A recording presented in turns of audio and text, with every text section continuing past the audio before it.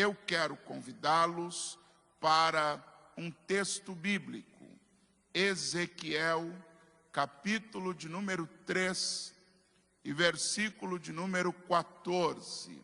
Por gentileza, abra sua Bíblia em Ezequiel, capítulo de número 3 e versículo de número 14. A palavra do Senhor diz assim: então o Espírito me levantou e me levou, e eu me fui muito triste no ardor do meu espírito, mas a mão do Senhor era forte sobre mim. Amém. Meus irmãos, todo texto bíblico, ele traz consigo um contexto, ele traz consigo a realidade da história sagrada. E esse texto não é diferente. Ezequiel, cujo nome significa Deus fortalece, ou Jeová é aquele que fortalece. Ele vai viver um dos momentos mais dramáticos da história da nação de Israel, mormente do povo de Judá, cuja capital, Jerusalém. Nós estamos falando do cativeiro de Babilônia, e nós percebemos que mesmo em meio a esta situação tão desafiadora, tão complicada, imaginemos Jerusalém no seu habitat e de repente é sitiada, cercada, tomada, avassalada pelo exército dos caldeus. A sua população é levada em cativeiro para a terra do Siniar, para as margens do rio Quebar. Parte dela é levada ao palácio, mas a grande maioria é levada para a margem do rio Quebar. E aí nós temos este nome do profeta Ezequiel: Deus fortalece, mostrando-nos que o nosso Deus é aquele que nos fortalece em qualquer situação e para qualquer situação. Eu me lembro do texto de Isaías 40, quando a partir do versículo 27, a expressão profética é: porque pois dizes, ó Jacó, e tu falas, ó Israel, o meu caminho está encoberto ao Senhor, e o meu juízo passa de largo pelo meu Deus. Não vistes, não sabes que o eterno Deus, o Senhor, o Criador dos confins da terra, nem se cansa, nem se fadiga, não há esquadrinhação para o seu entendimento, dá vigor ao cansado, multiplica as forças daquele que não tem nenhum vigor.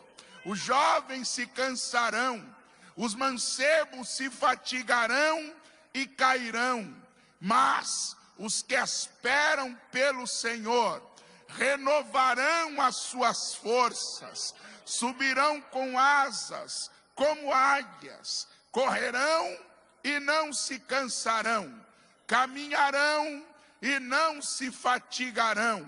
Então tenha esta convicção em seu coração: Deus está te fortalecendo para este tempo. Ora, quando olhamos para a biografia de Ezequiel, nós vemos que ele era da linhagem sacerdotal de Zadok, uma das famílias sacerdotais tidas como família fiel, sendo ele filho de Buzi, sacerdote de Deus. Mas é interessante que, muito jovem, Ezequiel vai acompanhar, vai perceber Judá antes de ser invadida pelos caldeus. E também, quando a invasão acontece, ele é levado junto com os cativos para a margem do rio Quebar. E me chama a atenção que em Ezequiel 1:1 ele diz: estando eu no meio dos cativos. Ou seja, para onde Ezequiel olhava, tinha alguém que perdeu sua cidadania, perdeu o direito de estar em Jerusalém. Para onde ele olhava, tinha alguém com um flagelo, com uma angústia, com uma tristeza entranhada dentro de si. E a Bíblia mostra no Salmo 137 o estado de ânimo daqueles que foram para o cativeiro, quando o salmista diz: junto aos rios de Babilônia nos assentamos e choramos, lembrando-nos de Sião. Nos salgueiros que há no meio dela penduramos as nossas harpas, porquanto aquele que nos levava cativo nos dizia: cantai-nos uma canção. E os que nos destruíam pediam que os alegrássemos, mas dizia o povo: como entoaremos nós o canto do Senhor, estando em terra estranha? Ou seja, não havia alegria, regozijo, ânimo, satisfação. Era um tempo de cativeiro. Mas no mesmo texto de Ezequiel 1:1 diz que no 30º ano, e quando nós procuramos estudar o que mais se enquadra dentro deste tempo, 30 anos, é que este era o aniversário de 30 anos do profeta Ezequiel. E sendo este o seu 30º ano, se estivesse em Jerusalém, era o ano em que ele seria levado diante dos sacerdotes, seria ungido, seria também levantado para o ministério sacerdotal. Ou seja, era o ano em que aquilo que Ezequiel se preparou a vida toda para ser, deveria acontecer. Mas ele não está em Jerusalém.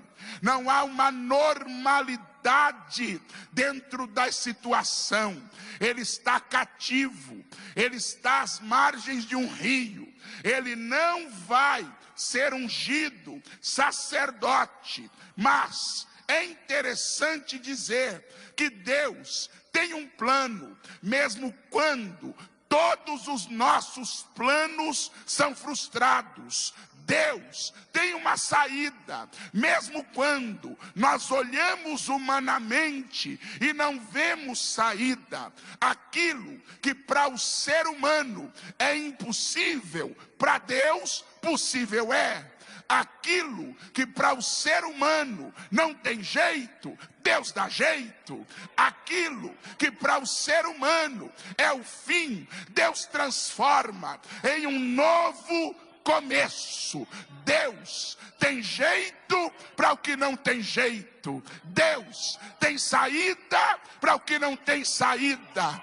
Deus tem solução para o que não tem solução. Me lembro da expressão profética de Isaías, quando, tomado na palavra profética, ele diz: Deus falando, os meus caminhos são mais altos que os vossos caminhos, os meus pensamentos são mais elevados que os vossos pensamentos. Me permita 30, dentro da contemporaneidade, a pandemia pegou a humanidade de surpresa. Os tronos ou os assentos de autoridade na terra, presidentes, governadores, prefeitos, todos foram pegos de surpresa. Mas há um trono que não foi pego de surpresa.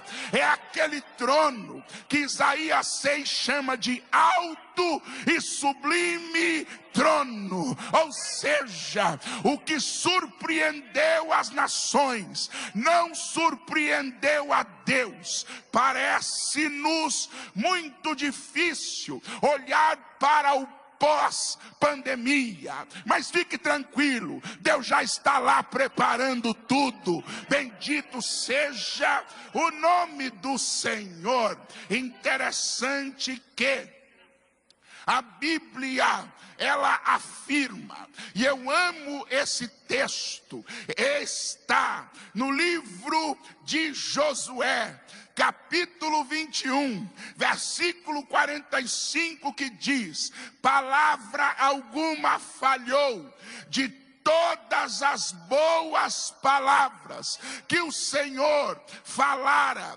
à casa de Israel, tudo se cumpriu. Nós não somos uma agremiação na sociedade.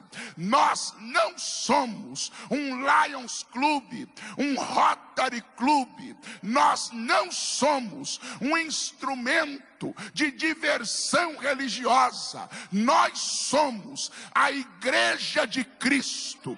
E ademais do nosso porte ordeiro e sujeito às leis do nosso país, nós sabemos que sobre nós, além da Constituição desta República, está a palavra de Deus. Podem até suprimir-nos o direito constitucional, mas ninguém vai vedar-nos de recebermos as promessas que Deus tem feito. Bendito seja o nome do Senhor. Interessante que quando nós olhamos para os 3 primeiros capítulos do livro do profeta Ezequiel, eles nos mostram que mesmo num tempo de destruição, humilhação, cativeiro, o Senhor se manifesta a ele de uma maneira poderosa. E ainda em Ezequiel, capítulo 1 e versículo 1, a última parte do texto diz: se abriram os céus e eu vi visões de Deus. Na terra está tudo fechado, na terra é cativeiro, na terra é lockdown, na terra está tudo complicado. Mas aí a Bíblia diz: se abriram os céus, lockdown embaixo, céu aberto em cima. E a Bíblia diz: e eu vi visões de Deus. E quando eu parei para observar o contexto amplo das Escrituras, o meu coração se alegrou, porque em momentos em que na terra está complicado, Deus abre o céu. Abraão está sobre o Moriá com o cutelo na mão para imolar Isaque. Parece que não tem jeito, mas daqui a pouco lá do céu tem um brado, lá do céu tem uma solução, lá do céu tem um brado de Deus dizendo: Abraão, não faças mal, eu sei que tu crê. Dá uma olhada, Abraão, já tem um cordeiro amarrado ali para você imolar. Também quando olhamos no livro dos reis, Eliseu está desbaratando todo o conselho do rei inimigo. O rei inimigo fica tão furioso que diz: alguém está nos traindo. Outro diz: não, o senhor está enganado, tem traidor não. É que lá em Samaria tem um profeta, e tudo que o senhor fala escondido no teu quarto, Deus revela para ele. Ei, o rei diz assim: então vamos matar ele. E numa manhã A Bíblia diz que o moço de Eliseu, ao abrir a janela, vê que toda a casa está cercada por inimigos. O exército do inimigo cercou a casa. Ele dá um grito: ah, meu Senhor! Eliseu fica apavorado? Fica não. Ele se aproxima do menino e diz: Deus, abre os olhos dele para que ele veja. Quando o profeta ora, a Bíblia diz que o menino exclama: ah, meu Senhor, carros e cavaleiros, carros e cavaleiros, carros e cavaleiros. E a conclusão é esta: maior são os que estão conosco. Agora esse texto tem algo lindo: o exército do inimigo está embaixo, o exército de Deus está em cima. Não entendi, pastor. O que querem fazer contigo é de baixo, mas o Deus que te guarda é de cima, é de cima. Oh glória, oh aleluia, oh aleluia. Também quando nós olhamos para o livro do Apocalipse, quando o apóstolo João está de maneira muito séria, muito compenetrada, trazendo a revelação. Primeiro se revela o Cristo, depois mensagem à igreja, perfazendo os capítulos 1, 2 e 3, para os escatologistas muito mais profundos do que eu, entendemos que aí termina na terra a jornada da igreja. E quando entramos no capítulo 4, João testifica dizendo: e eu ouvi a mesma voz que já havia falado comigo. Eu estou intrigado com esta expressão e procurando interpretá-la da melhor maneira bíblica, mas o meu coração ardeu aqui agora, e eu entendo: a igreja continua ouvindo a mesma voz. A voz que João ouviu, a igreja continua ouvindo. A voz que Pedro ouviu, a igreja continua ouvindo. E sabe o que a voz disse para João? Sobe.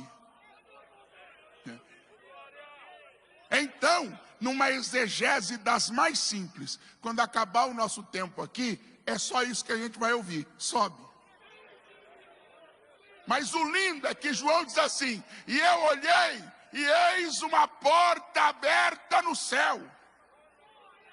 João só tinha passagem de ida para a ilha de Patmos, e está todo mundo dizendo: é o fim dele, acabou para ele, não tem jeito para ele. Lá no continente a história é esta: acabou para João, não tem mais nada para João, é o fim para João. E lá na ilha João dizendo: porta aberta no céu, porta aberta no céu, porta aberta no céu. Fica tranquilo, meu filho, quando baterem o martelo da sentença aqui, a porta abre lá. Bendito seja o nome do Senhor.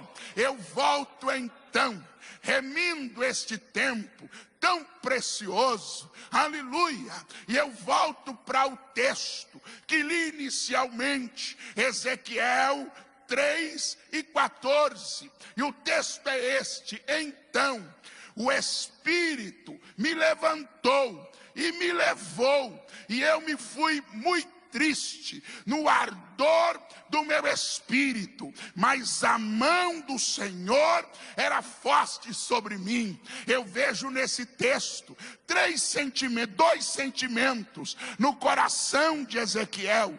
Primeiro, uma profunda tristeza. Segundo, uma profunda indignação. São sentimentos que estão permeando o coração daquele moço. Ele não está nos dias mais hilariantes da sua vida, ele não está nos tempos mais felizes da sua história. Há uma profunda tristeza, mas também existe uma profunda indignação. E ele declara que a tristeza estava na sua alma, a indignação estava no seu espírito. Mas me chama a atenção, mesmo em contraponto contraposição aos sentimentos que estavam no coração de Ezequiel, havia um agir todo especial de Deus. Como é que Ezequiel está? Triste. Como é que Ezequiel está? Indignado. Deus poderia olhar para baixo e dizer: não dá, está muito triste, não dá, está muito indignado. Mas Deus age em nós, por nós e através de nós, mesmo quando nós não estamos tão bem. Emanagashuri andalai. Ezequiel não está no ápice da alegria, ele está no pico de tristeza. Ele está profundamente indignado, o espírito dele está em ardor, mas Deus entra em ação. E eu queria hoje, de uma maneira muito simples, de uma maneira muito tranquila até, dizer para você: você pode não estar bem, mas o projeto de Deus não acabou. Você pode estar indignado, mas Deus ainda tem algo para fazer. Eu queria tentar transpor isto em palavras diferentes. Na tua indignação, Deus vai agir. Na tua tristeza profunda, Deus vai agir. Deus não vai desistir de você porque você se entristeceu. Deus não vai desistir de você porque você se indignou. As ações de Deus, 3 delas, e eu já parto para começar a concluir aqui. A primeira atitude de Deus, Ezequiel diz: então o Espírito me levantou. Está triste, mas o Espírito está levantando. Eu gosto desta expressão. A Bíblia diz em Ezequiel 2:2: então entrou em mim o Espírito quando falava comigo e me pôs de pé, e eu ouvi o que me falava. Se não for o Espírito, a gente não entende nada do que Deus está falando. Mas sabe o que é bom? Aleluia! Sabe o que é maravilhoso de ser pentecostal? Dias atrás eu ouvi um distinto cidadão, cuja prerrogativa é ser teólogo, desdenhando e dizendo: não precisamos deste negócio dos pentecostais, pois fique sabendo que este negócio dos pentecostais é o melhor que Deus tem, é o melhor que Deus derramou. É que, desculpa dizer, tem gente achando que é vasinho de ouro e não precisa de azeite. O pentecostal é diferente. Sabe por quê? Colocar azeite no vaso de ouro deixa o vaso opaco, deixa o vaso liso demais, deixa o vaso complicado, atrapalha. Agora, no vaso de barro, quando você põe azeite, não é o valor do vaso, é o valor do azeite. Então tem gente por aí dizendo: sou vaso de ouro, não preciso de azeite. Mas o assembleiano está dizendo: sou vaso de barro, manda azeite. Sou vaso de barro. A Bíblia diz, e foi Paulo quem escreveu: temos, porém, esse tesouro em vasos de barro, para que a excelência do poder seja de Deus e não de nós. Desculpa o que eu vou falar aqui, mas tem gente dizendo: eu não vou mais ser da Assembleia de Deus, porque ela não tem tanta profundidade teológica. Deixe de bobagem, meu filho. Tem gente que achando que profundidade teológica é falar grego, hebraico e aramaico. Desculpa, para mim profundidade teológica é ter a coragem do que está escrito em português e obedecer. Porque Jesus não disse: aquele que ouve as minhas palavras interpreta o grego, interpreta o hebraico, interpreta o aramaico. Quando vier a chuva, quando vier o vento, quando vier a correnteza, vai ficar de pé. Não, Jesus diz: aquele que ouve as minhas palavras e as mas pratica. Compará-lo-ei ao homem prudente que edificou a sua casa sobre a rocha. Desculpa, a gente pode não ter o vernáculo mais polido do mundo. Desculpa, a gente pode não ser youtuber. Desculpa, nossos pastores podem não parecer bambambãs, mas tem azeite na botija. Tem azeite.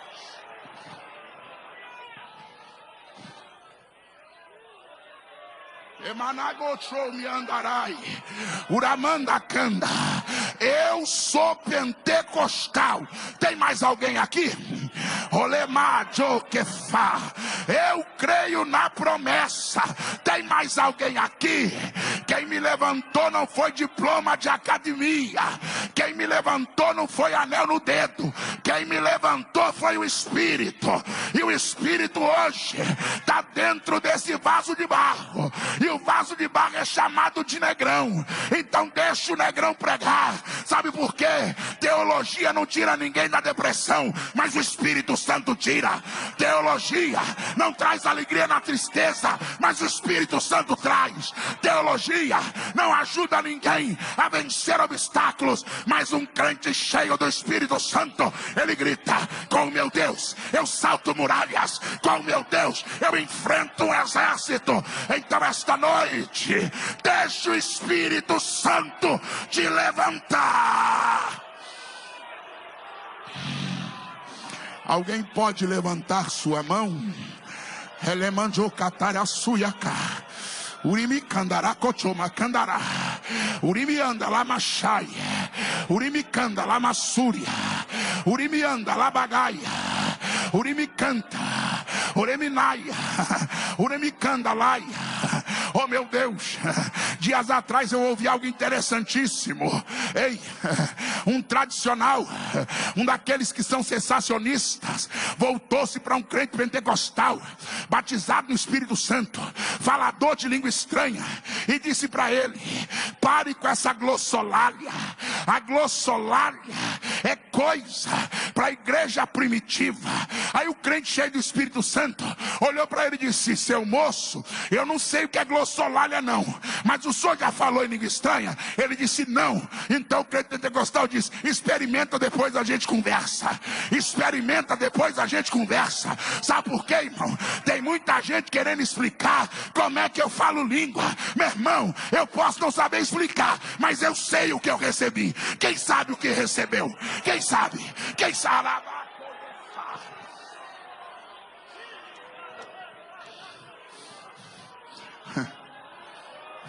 Deixa eu ouvir se tem aqui alguém falando língua. Deixa eu ouvir. Demanaganjora candalai. Uramanda candaramachuia. Uricanda lemaia. Por favor, eu sei que não pode tocar, não pode pegar. Por favor, dentro do protocolo. Mas olhar para o teu irmão você pode. Olhar para o irmão não pega coronavírus não. Dá uma olhada para ele e diga: o Espírito está te levantando.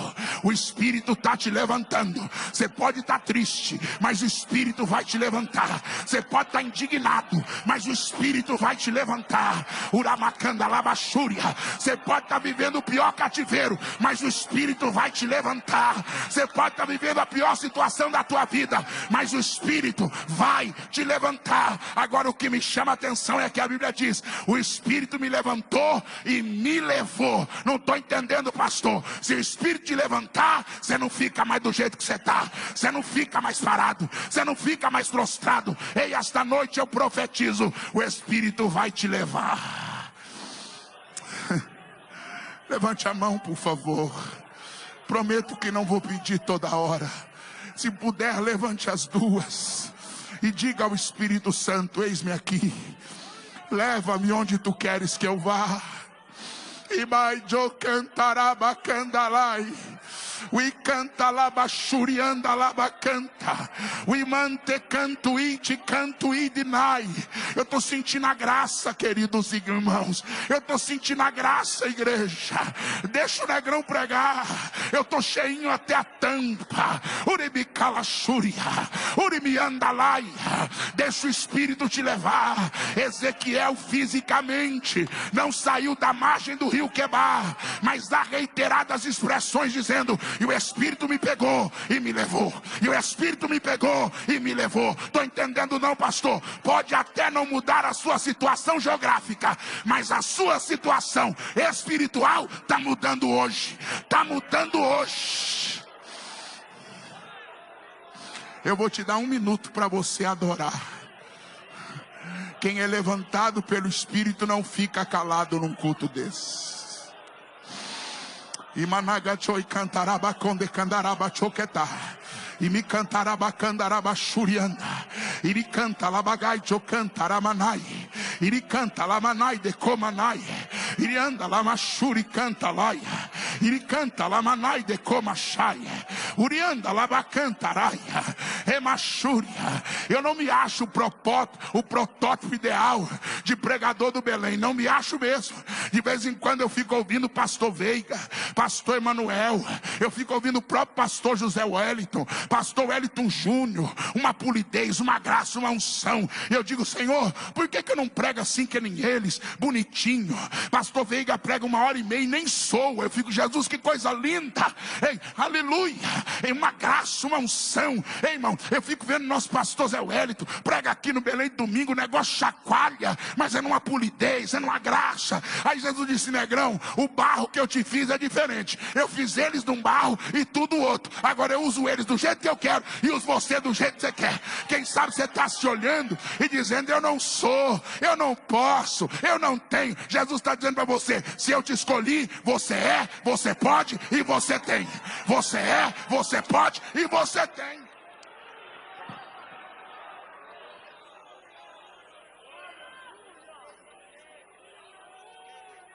Vocês acham que eu não queria ser filho de pastor, irmão? Eu queria ser filho de pastor. E esses dias alguém me encontrou. Porque tem gente que acha que a gente é alguma coisa. A gente não é nada. Mas me encontrou e disse, varão, você deve ser de uma família nobre da Assembleia de Deus. Eu digo, se ser macumbeiro é família nobre, a minha família é macumbeira. E seu pai? Um cachaceiro. Infelizmente. Não, mas sua mãe deve ser uma crente fervorosa daquela do ciclo de oração. Eu queria que fosse, mas minha mãe nem crente é.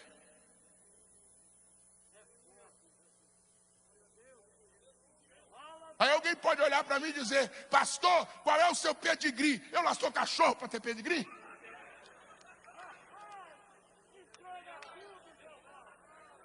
Eu sou um caco de barro que Jesus olhou na lauraria e disse, não tem pai crente, não tem mãe crente, mas decidiu aceitar Jesus, 16 anos de idade, na boca de uma favela, debaixo de muita pressão. Eu vou escolher esse preto. Vem pra cá, negão. Começou a fazer promessa, me levantou. Ei, eu comecei pregando em boca de favela, hoje estou pregando no púlpito mais nobre da nação brasileira. Quando Deus levanta, levanta. Quando Deus levanta, levanta. Vou terminar.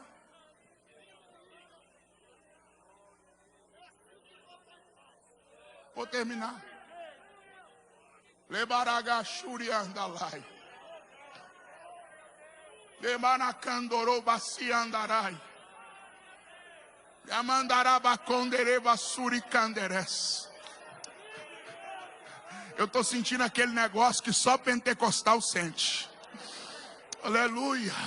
Pastor, como é que é esse negócio no grego? Mistério. No hebraico, mistério. No aramaico, mistério. Em português, unção, poder e graça. Vamos para cima. Pastor, o senhor é contra os mestres? Eu queria ser um. Eu acho a coisa mais linda quando um pastor levanta e diz, no grego é assim, no hebraico é assim, no aramaico é assim. Aí eu olho para mim e digo, mal sei falar português. Eu não tenho predicativo nenhum para estar aqui não, meu irmão. De vez em quando acaba o culto, alguém chega para mim e diz assim, só é uma referência. Eu digo, só se for de ser preto.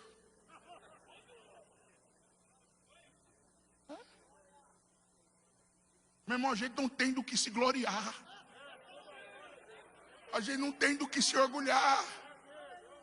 Sabe por quê? Aqui pode estar o empresário, aqui pode estar o doutor, mas aqui também está a mulher simples, dona de casa, o homem simples que trabalhou, saiu de casa às 5 da manhã, pegou ônibus lotado, metrô lotado, atravessou a cidade e olhou para o relógio e disse: hoje vai ter culto lá no Belém. Eu podia ir para casa, vou não. Trouxe um terno dentro da mochila, chegou no banheiro do Belém, tirou a roupa, o uniforme de trabalho, botou um terno e entrou. Alguém olha para você e diz: deve ser um doutor. Você sabe que não é, como eu também sei que eu não sou. Só que tem uma coisa, irmão: glória a Deus, não tem diploma, aleluia, não tem diploma. Então aqui é tudo igual. Levanta a tua mão e dá glória, meu filho. Termino. Ezequiel termina esta palavra com algo lindo. Ele diz: mas a mão do Senhor era forte sobre mim.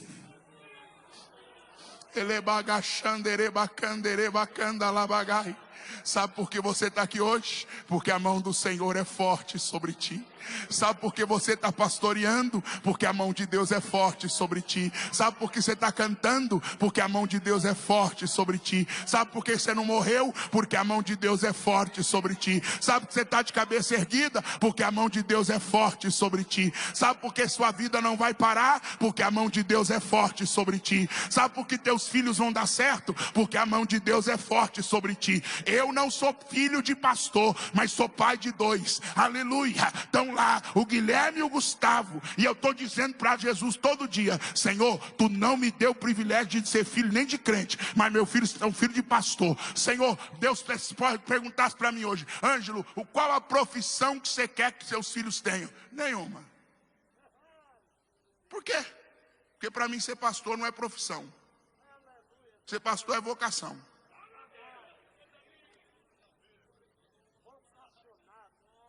Eu não tenho carteira assinada no ministério, é vocação. Eu queria conhecer alguém que Deus assinou a carteira dele. Vem cá, meu filho, eu vou te registrar no CNPJ do céu, vou te pagar o INSS celestial. Tem não. Ninguém aqui é registrado. Deus, só vou para o ministério se o senhor autenticar a assinatura no cartório. Continua aí, filho, porque você não vai vir não.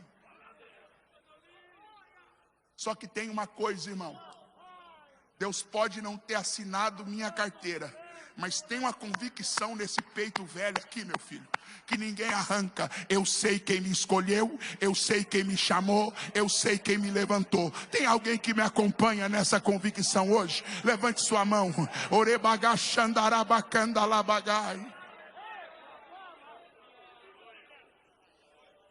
Então tem uma convicção essa noite, numa mensagem tão simples: a mão do Senhor é forte sobre ti. A pandemia vai passar, mas a mão de Deus vai continuar forte sobre nós.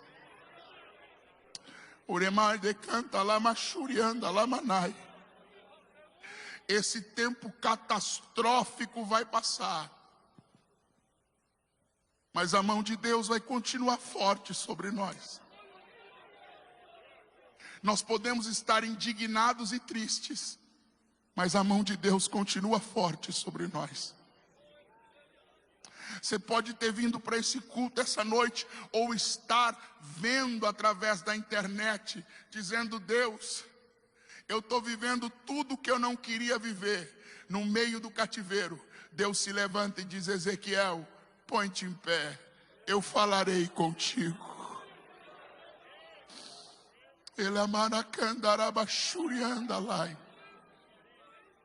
E o que Deus falou com ele no capítulo 2 o acompanhou o resto da sua vida. Sabe por quê? Deus falou, está falado. Eu poderia procurar uma frase melhor, mas eu vou terminar o sermão com esta: Deus falou, está falado. Por favor, reparta com 2 pessoas perto de você, diga: Deus falou, está falado. Deus falou, está falado. Deus falou, está falado. Deus falou, está falado. Deus falou, está falado. Deus falou, está falado.